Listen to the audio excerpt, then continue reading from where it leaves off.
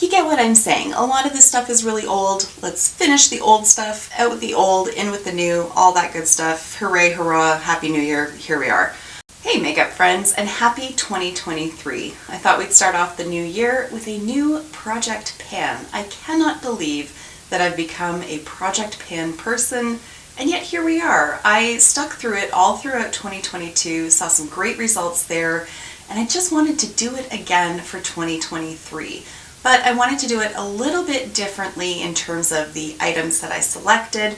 I felt a little constrained in 2022 with an eyeshadow palette in the mix, and so I've decided to omit that entirely. And there is at least one product in this selection that I'm going to share with you that I am planning to give myself the full year to use so that it doesn't become like a daily grind.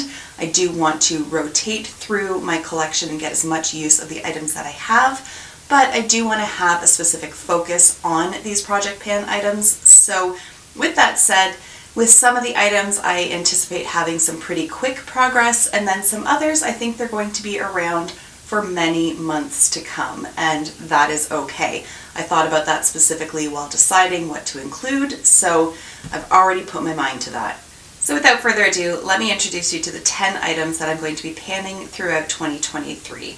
The first item up is a gimme item. There's really not that much left in there, but I thought it would be a little bit motivating for me to have early success, and so I wanted to include this item in here. This is the Laneige Lip Sleeping Mask in the Mint Chocolate scent, although I think they're playing fast and loose with that. It doesn't smell like mint or chocolate. I don't know what it smells like, but it's neither one of those things. It's not unpleasant, it's just not mint or chocolate. Regardless, there is very little left in this container, but I have found that with this product, a little goes a very long way. I really do like this at night. I find that once I apply it, when I wake up in the morning, I can still feel it on my lips. Very, very hydrating.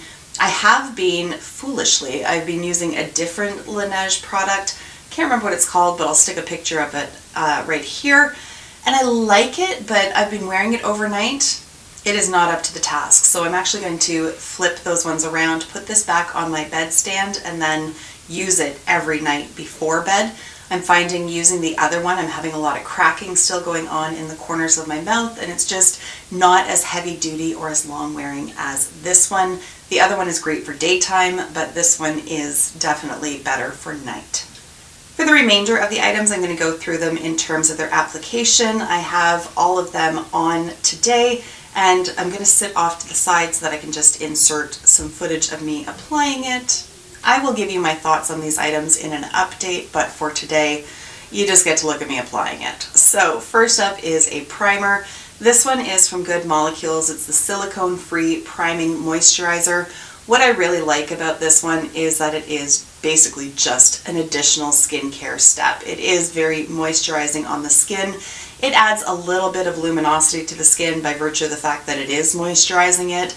It's not particularly glowy. It's not mattifying or pore filling or anything of that sort. It really is a moisturizer that just helps the makeup apply evenly on top of it, and I just like the way it sinks into my skin and how it feels. So I wanted to put this one to good use this year. I am working my way through my primer collection. I've only got 5 left at this point, but I find that when I just consistently rotate through on a use-by-use basis, that it feels like nothing is ever really getting accomplished. So having one that I'm just dedicating myself to using, I know that I'm going to see that progress with it very quickly. So I've marked where we started here. Now there is quite a bit of product in this, but this is one of those ones where the line is going to move up rather than starting at the top and moving down because of the mechanism inside.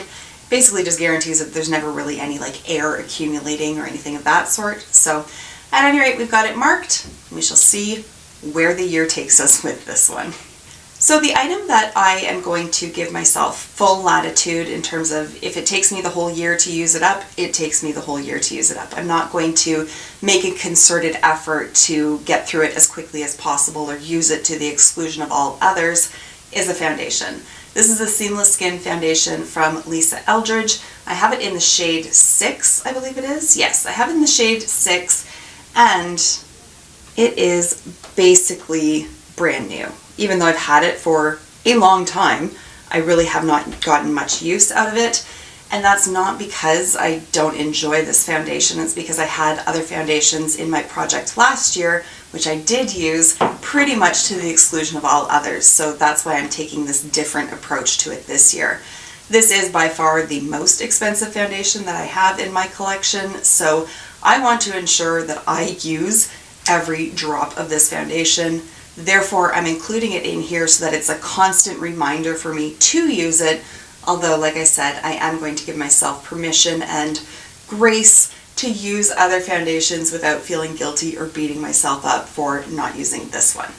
I didn't include a concealer in the project for this year because I just frankly really enjoy testing out new concealers and just rotating through what I have and just constantly refreshing my memory on the products that I already have. But I have included an under eye setting powder, and this is the powder that I use basically every single day to set my concealer into place, and it is from Laura Mercier.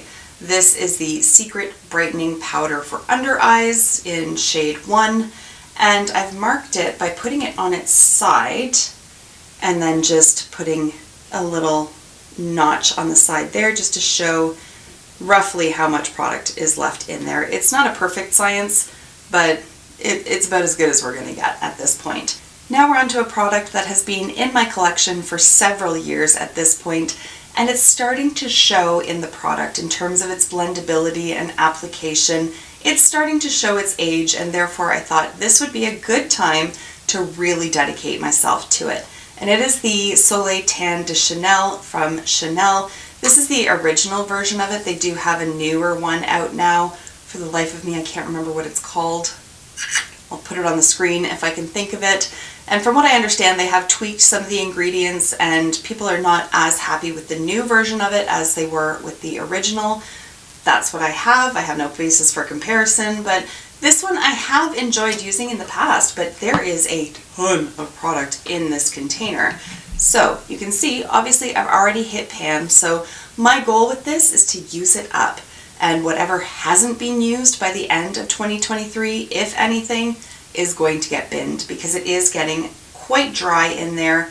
There is still what I consider to be a very pleasant scent to it. If you don't like fragranced items, you're not going to enjoy this. It does have a rather strong scent, although it is starting to dissipate. And so it used to sort of like waft out of the container. Now I have to shove my nose in to smell it, but my God, I could huff this thing all day. I think it smells fantastic.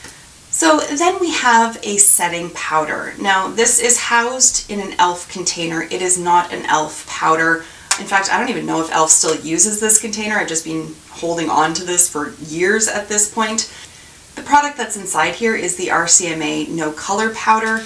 I have really no way of showing how much there is except to hold it up right here and show you that there's a lot. There is a lot. And I've had this product for ages, and I've been using this powder exclusively for probably the last 3 months, and I've barely made a dent in it. So I think I can get through it in the course of a year, but just bear in mind, I don't use a lot of powder. I set my face, but I don't touch up during the day, and I don't use a very heavy application. So we shall see how long this takes, but like, holy return on investment. The RCMA No Color Powder is not very expensive to begin with, and there is so much product in the packaging. It's just, I hate the packaging. It looks like a spice container, so that's why I put it in here. It's just much easier to actually use the product when it's housed in something like this.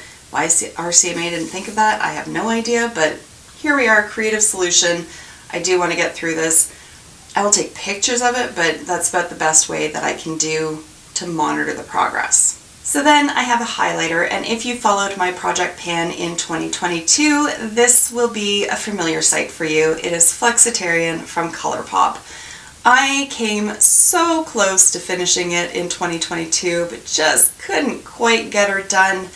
You might not recall, but I initially started with a different highlighter in that project and then switched it out, I think around the 2 or 3 month mark. Had I started right out of the gate with this one, it would have been finished, but here we are, and there's just so very little product left that I really just want to dedicate myself to it.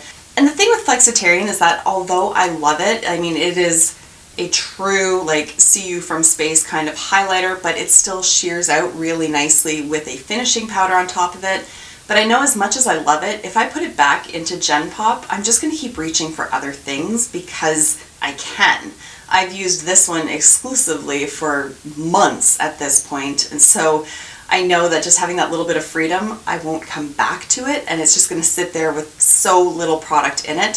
So I'm just going to put it in this project until it is completed, and then I can go nuts with the other highlighters. Now, I said I wasn't going to be including an eyeshadow palette this year, and I'm not, but I am going to include a single shadow. And that's not to say that I'm going to use this every single day, but I want this shadow more so to be my go-to when I'm looking for something to add to another palette or to matte shadows, or really just a very, very easy one and done kind of look.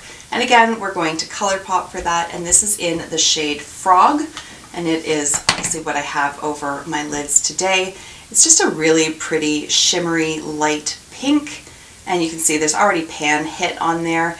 It is getting quite dry at this point, and so the formula is definitely showing its age, but it is so pretty and just so like effortless on the eyes that I figured now is the time to dig down and just get her done.